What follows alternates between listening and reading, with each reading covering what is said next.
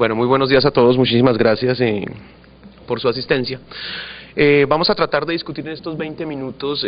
acerca de si son o no necesarios medidas locales de crecimiento dentro de la valoración que hacemos día a día dentro de las biometrías de nuestros fetos. Definitivamente para eso tenemos que basarnos en lo que es la restricción del crecimiento fetal. Ya hemos tenido muchísimas charlas a lo largo de todo el Congreso y a lo largo de la mañana, en las cuales nos hemos dado cuenta que el diagnóstico de restricción de crecimiento fetal es difícil y es mucho más difícil hacer el abordaje hemodinámico. Pero además de eso, nos tenemos que enfrentar día a día a saber qué vamos a hacer y a saber si definitivamente nosotros vamos a estar dentro del grupo de ginecólogos y perinatólogos que vamos a diagnosticar las alteraciones de crecimiento fetal y a tomar una determinada conducta con respecto a ello, o si definitivamente vamos a estar sobrediagnosticando patologías que, a mi modo de ver en nuestro medio y en las estadísticas vitales que vemos acá, vemos que día a día la estamos diagnosticando muchas veces más de la cuenta. Por eso surge la pregunta entonces si para la valoración del crecimiento fetal en nuestro medio son necesarios o no normogramas locales. Esta es mi diapositiva de descargos, no hay conflicto de intereses con ninguna casa farmacéutica, ni de ecógrafos, ni nada de esto que tenga que ver con mi charla. La restricción del crecimiento fetal sabemos que es un síndrome multifactorial en el cual intervienen muchísimas situaciones que coinciden básicamente en la supresión del potencial genético por un lado y la reducción del aporte de sustratos de diferentes noxas, que se traduce en un aplanamiento de las curvas de crecimiento. En ese orden de ideas sabemos que como tal es el síntoma común de muchas posibles condiciones maternofetales y alteraciones genéticas que me reflejan la hipoxia crónica y la función placentaria, el reflejo del crecimiento fetal de acuerdo a la función placentaria que tengo y eso a su vez reflejo de cualquier condición materna, fetal o placentaria como hemos visto anteriormente. La verdadera incidencia en nuestro medio es muy difícil de determinar por lo que les digo, normalmente es una situación que es sobrediagnosticada y es sobrediagnosticada por varias cosas. Uno, por la manera como lo estamos abordando. Dos, por la manera como estamos haciendo nuestras biometrías y como estamos en un momento determinado abordando el feto con las herramientas que tenemos, y tres, porque definitivamente nosotros no tenemos unas tablas de medición que nos reflejen verdaderamente las condiciones sociodemográficas de nuestro medio y que nos expresen si el feto colombiano o el feto hijo de madre colombiana tiene un patrón de crecimiento similar al europeo o al americano, que es con las tablas que en la mayoría de las veces nos estamos rigiendo. Estos son, pues básicamente, cómo está dividido la torta. Tenemos los retardos de crecimiento intrauterino verdaderos, acá tenemos los pequeños, que afortunadamente son todos, y otros casos. O sea, como vemos, en realidad no es más de la mitad de lo que tenemos acá y definitivamente si nosotros revisamos las estadísticas vitales de su hospital vamos a tener que la gran mayoría de los pacientes que fueron por una alteración de crecimiento intrauterino fueron diagnosticados como restrictos y al final el resultado mostró que no va a subir del 10%, que es lo que en general aceptamos en la literatura. Hay muchos factores, como ya les dije, es una evidencia multifactorial, factores maternos, factores placentarios y por supuesto factores externos. Las condiciones sociodemográficas juegan un papel importantísimo, las condiciones sociales de nuestro medio, de nuestro país y de las diferentes regiones de Colombia. Esa es la idea que venimos a traer y es que definitivamente si nosotros tomamos una muestra significativa de todo lo que es nuestro país en diferentes puntos, porque tenemos un país heterogéneo, tanto por su parte geográfica como por su parte de mezcla racial, por las condiciones económicas de cada una de las regiones, vemos que incluso podría haber alteraciones si comparamos el crecimiento de los fetos en nuestro propio país. De esta misma manera, además de nosotros darle un abordaje general, también teníamos que tener en cuenta situaciones como la altitud, la ciudad en la que usted esté y todas estas condiciones que hacen que en un momento determinado el crecimiento fetal se altere. Estas anormalidades entonces me van a llevar a todo lo que hemos visto en la charla anterior con el doctor Figueras, el óbito fetal, la morbimortalidad, los riesgos perinatales, la prematurez y cómo vamos a monitorizar ese crecimiento, pero sobre todo cómo nos vamos a adelantar, cómo vamos a tratar de predecir una situación.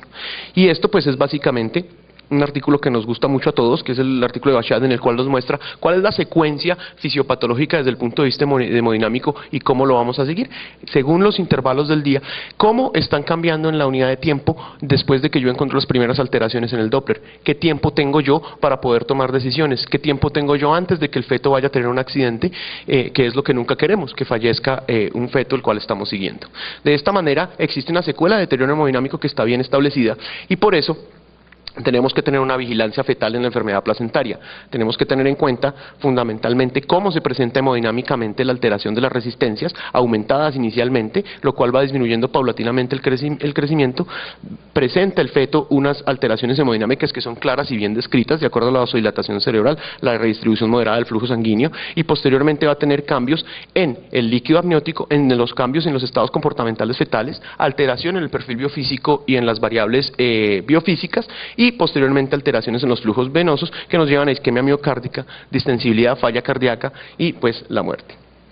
En este momento tenemos que cuando fallan esos mecanismos compensatorios, entonces definitivamente a lo que nos lleva es a la muerte y es a lo que no queremos con nuestros fetos. Adicionalmente, la importancia que reviste esto es la teoría de Barker y Osmond, donde nos dice el origen de la enfermedad del adulto en problemas que se venían presentando en la hipoxia crónica in útero. Luego vemos que es un problema que está altamente justificado el que tengamos un conocimiento general como perinatólogos y como obstetras en general. Pero ¿cómo se hace el diagnóstico? Pues con esto, con las curvas de crecimiento, con un estado de crecimiento, con una valoración del crecimiento que debe ser dinámica y debe ser continua. Es decir, no desde el punto de vista transversal, sino que debemos diagnosticar nuestros fetos en una curva de crecimiento desde el punto de vista longitudinal en el tiempo y valorar los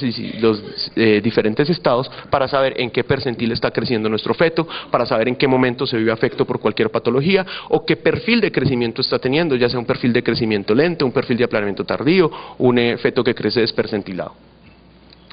Las biometrías pues las venimos haciendo desde el mismo momento en que surgió la ecografía. Aquí pues eran las primeras biometrías que se hacían, en las cuales se ponía un medio de contraste externo que era más o menos como una bolsa de agua para que tuviéramos contraste y el ultrasonido primario llegara pues a mostrarnos las imágenes principales. Luego aparecen todas las tablas iniciales que hizo Stuart Campbell al inicio entre los 80s y demás, y posteriormente a mediados de los 80 las primeras tablas que fueron hechos por el doctor Philippe Gentil y por Roberto Romero. Pero definitivamente, ¿qué buscábamos nosotros con eso? Saber cuál era la edad del feto, por supuesto, saber si ese tamaño que nos está dando nos muestra un comportamiento del crecimiento del feto con respecto a lo que debería tener para ese momento, y definitivamente si el feto tenía algún problema físico que podíamos determinar o si tenía alguna alteración funcional, caso este que viene con el advenimiento de la ecografía y la valoración funcional del feto, verbigracia del Doppler hemodinámico. Para el cálculo del peso entonces han existido múltiples fórmulas, no es el objeto de la charla comentar cuál es la manera de que Hadlock y Shepard o Louis cuadraron muchísimas de las maneras como calculamos el peso en los fetos, pero definitivamente sí tenemos que saber que hay detrás de todo del botón que nosotros aplastamos en el ecógrafo para obtener un resultado, hay una serie de logaritmos y de situaciones que son complejas y que definitivamente nos deben llevar a la valoración objetiva del diagnóstico. Si nosotros comparamos las diferentes series de los diferentes sitios donde se han planteado las tablas de normogramas, pues nos vamos a encontrar que hay diferencias entre ellos mismos, y esas diferencias se plantean definitivamente porque son poblaciones que son heterogéneas, son poblaciones que tienen diferentes situaciones sociodemográficas, y eso fundamentalmente nos lleva a pensar si la habilidad que nosotros tenemos para valorar ese feto y valorar el contexto en el que se encuentra, también nos va a cambiar la habilidad que nosotros tenemos para diagnosticarlo y poder tomar una conducta determinada. Cuando nosotros tomamos estas conductas, pues hay unas consecuencias, y esas consecuencias se basan en básicamente las intervenciones que nosotros vamos a hacer. Vamos a tener fetos más intervenidos con una morbimortalidad iatrogénica, o vamos a tener fetos menos intervenidos con la fisiología normal que deben cumplir in útero.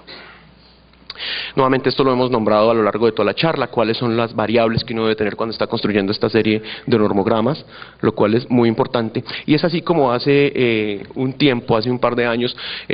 comenzamos a recoger una serie de pacientes con el fin de describir para una población determinada, en una población colombiana por supuesto, cómo era el comportamiento del crecimiento de estos fetos y poderlo comparar con las tablas extranjeras.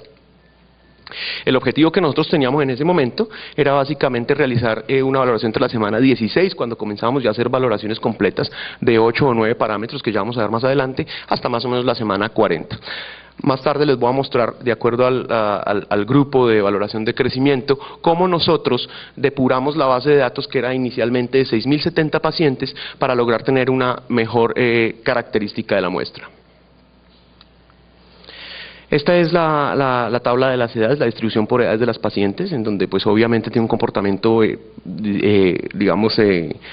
normal a lo que esperamos con la población colombiana. Sin embargo, esto es una muestra bogotana. La población que manejamos pues es heterogénea en el sentido de que Bogotá maneja población de muchas partes de Colombia, pero sin embargo no es una muestra lo suficientemente amplia, y por eso pues la idea de llevar a cabo este estudio que vamos a plantear a lo último es poder tener la colaboración de todos ustedes, y como la hemos tenido de muchos de los obstetras y perinatólogos del país, para lograr conseguir muestras significativas con características sociodemográficas específicas de cada una de las zonas de Colombia. Aquí está distribuido por semanas cuántos pacientes estábamos consiguiendo y cuáles eran las medidas que nosotros estábamos realizando, pues que era básicamente todo, que es lo que hacemos pues rutinariamente en la unidad materno-fetal donde nos desempeñamos.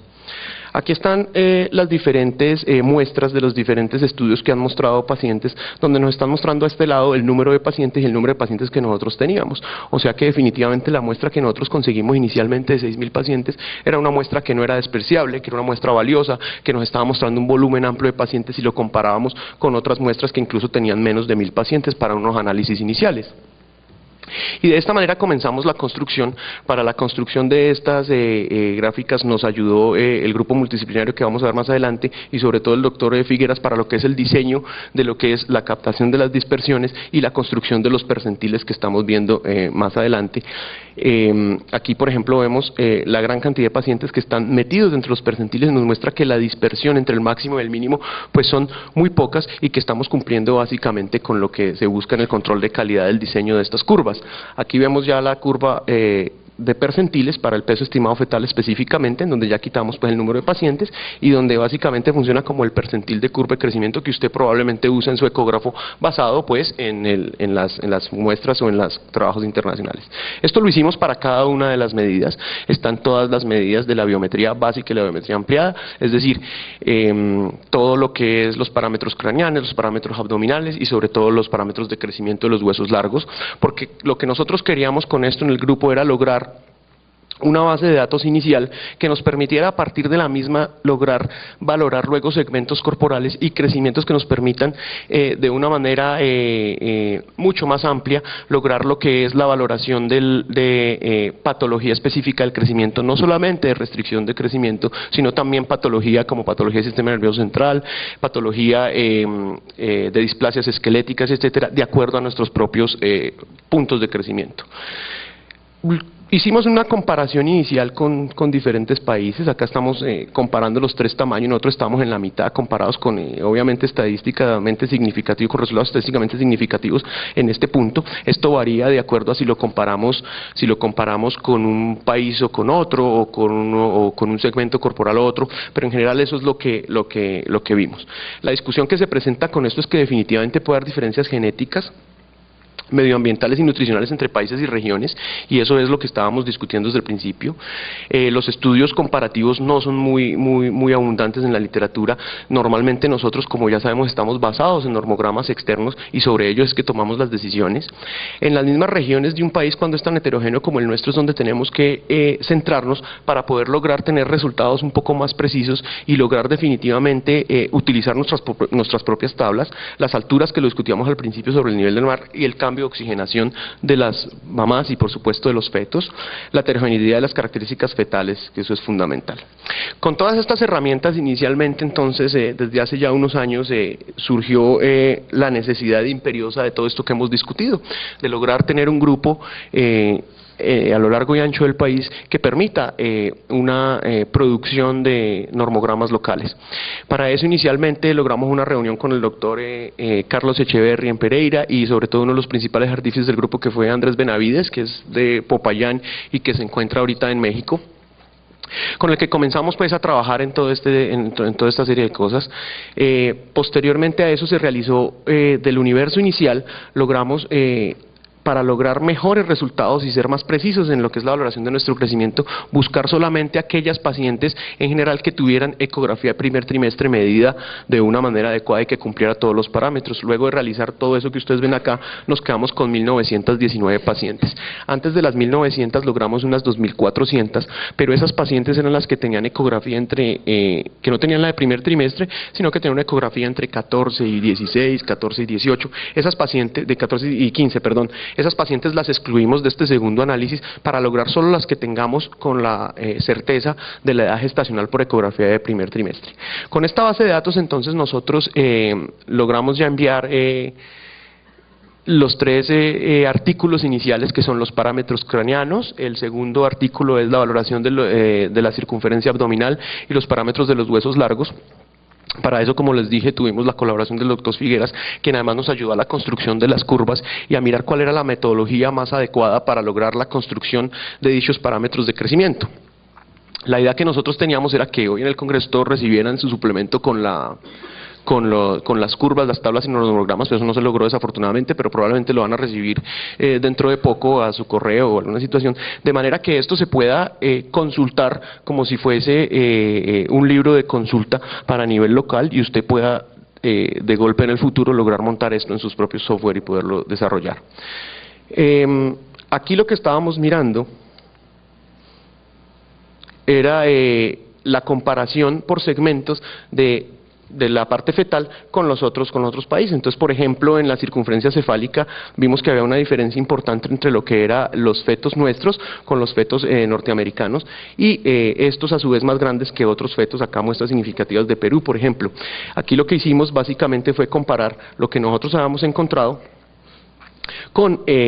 otras tablas que encontramos dentro de la revisión de la literatura, tanto local como internacional. De las tablas locales se había trabajado algo en Colombia hace unos años, sin embargo las publicaciones de estas tablas, que creo que fueron hechas por el doctor Jiménez en Bogotá, no estaban publicadas ni estaban asequibles para lograr una comparación de las curvas de crecimiento hechas anteriormente o las que planteaba nuestro grupo. Este fue ya el normograma final en un reporte preliminar de lo que es los percentiles para peso fetal de acuerdo a la edad gestacional, que se ve más o menos en esta curva de dispersión y que es la que estamos viendo en este momento. Adicionalmente a este trabajo se le hizo una muestra en la cual se comparó la diferencia intra e interobservador. Para eso utilizamos pues dos de los médicos pues expertos que teníamos dentro del grupo, se les corrió pues las pruebas estadísticas y se hizo eso para cada uno de los segmentos. Acá solamente traigo esta curva para mirar las características del peso fetal, pero a esto se le corrió para cada uno de los segmentos y cada una de las medidas que hicimos dentro de nuestro trabajo, logrando unas muy buenas correlaciones con intervalos de confianza adecuados. ¿Qué nos tenemos que llevar para la casa? El concepto de lo que es el crecimiento fetal, la importancia de saber que es algo multifactorial y la importancia sobre todo de saber que definitivamente necesitamos algo hecho para nosotros y aplicado a nuestra población con las condiciones y características especiales que nuestra población exige. Definitivamente el medio ambiente intrauterino está cambiando, cada vez lo conocemos más, pero a medida que avanzamos y lo conocemos más también nos damos cuenta que hay cosas que nos faltan por saber. Saber si debemos hacer tamizaje de crecimiento fetal o no, lo ha dicho el doctor Francis Figueras a lo largo de todas sus charlas. En nuestro medio entonces, o los que manejamos medicina fetal, la biometría es la báscula y la cinta métrica de nuestro feto, luego tenemos que hacerla bien. Nosotros tenemos que estar entrenándonos y todo el tiempo estar buscando la manera de hacer buenas biometrías, porque algo tan simple y que es tan despreciado por muchos de nosotros cuando estamos entrenando a la gente o cuando nos estamos entrenando a nosotros mismos como una simple biometría, es lo que verdaderamente nos va a dar precisión en los diagnósticos y definitivamente nos debe hacer conciencia de lo que nosotros vamos a ofrecerle a nuestras pacientes en términos de terapéutica. Por último, entonces, les quería comentar cuáles eran los artífices del grupo inicial. Acá está la lista de solo algunos, porque no me cabían todos. También están metidos mis fellows de medicina materno-fetal del Hospital de San José, quien me han ayudado mucho con este trabajo a lo largo de los últimos 5 años que hemos venido trabajando el tema de crecimiento fetal, y lo cual representa una línea de investigación en la universidad donde yo trabajo. Y definitivamente después de toda esta línea, hay unos doctores acá que nombramos que todavía no han entrado como tal al trabajo, pero la idea que nosotros tenemos es dar unos parámetros para que cuando iniciemos la recolección de los datos participen todos dentro de su zona y nos estén aportando todo esto para lograr pues